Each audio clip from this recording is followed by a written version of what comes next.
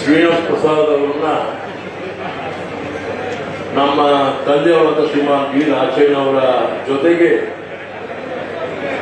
ಅವರ ಚುನಾವಣೆಯಲ್ಲಿ ನಮ್ಮ ತಂದೆ ಎದುರಾಳಿಯಾಗಿ ಅವ್ರನ್ನ ಭೇಟಿ ಮಾಡುವ ಅವಕಾಶ ಆ ಸಂದರ್ಭದಲ್ಲಿ ನನಗೆ 70ರ ದಶಕದಲ್ಲಿ ಇದು.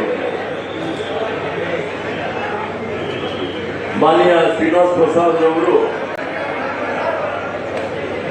ನಮ್ಮ ತಂದೆಯವರು ಶ್ರೀಮಾನ್ ಬಿ ರಾಚಯ್ಯನವರು ಅವಿಭಾಜ್ಯ ಕಾಂಗ್ರೆಸ್ನ ಲೋಕಸಭಾ ಸದಸ್ಯರಾಗಿದ್ದಂಥವರು. ಪ್ರಸಾದ್ ಅವರಲ್ಲಿ ಇದ್ದಂತ ಸ್ವಾಭಿಮಾನದ ಬಗ್ಗೆ ನಮಗೆ ಪರಿಚಯ ಮಾಡ್ಕೊಂಡಿದ್ದಾರೆ.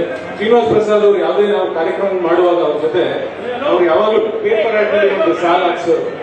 ಅಂಬೇಡ್ಕರ್ ಅವರ ಪ್ರೊಟೆಕ್ಷನ್ ಬಹಳ ಮುಖ್ಯ, ಅದನ್ನು ಯಾವಾಗಲೂ ತಿಳಿಸೋರು. ನಮಗೆ ಮನುಷ್ಯನಿಗೆ ಸ್ವಾಭಿಮಾನ ಪ್ರಿಯವಾದದ್ದು ಹೊರತು ಲಾಭವಲ್ಲ ಅಂತ ಪ್ರಸಾದ್ ಅವರ ಸ್ವಾಭಿಮಾನದ ಜೀವನವನ್ನು ನಮಗೆ ಪರಿಚಯ ಮಾಡಿಕೊಟ್ಟಂತ ಸಿದ್ದರಾಮಯ್ಯನವರಿಗೆ ಧನ್ಯವಾದಗಳು. ತಮಗೆಲ್ಲ ಈಗ ಪ್ರತಿಮಾ ಪ್ರಸಾದ್ ಅವರು ಧನ್ಯವಾದಗಳನ್ನು ಹೇಳೋರಿದ್ದಾರೆ. 2 ನಿಮಿಷಗಳ ಕಾಲ ದಯಮಾಡಿ.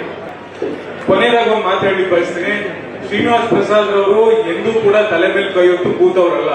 ನಾವು ಕೆಲವು ಗೀತೆಗಳನ್ನ ಹಾಡುವಾಗ ಯಾಕಪ್ಪ ಈ ಗೋಳಾಟದ ಹಾಡುಗಳನ್ನ ಹೇಳ್ತೀರಿ, ಸ್ಫೂರ್ತಿ ಗೀತೆಗಳನ್ನ ಹಾಡ್ರಿ, ಎಂಜಾಯ್ ಮಾಡ್ರಿ ಅಂತ ನಮ್ಮಲ್ಲಿ ಸ್ಫೂರ್ತಿ ತುಂಬಿದಂತವ್ರು.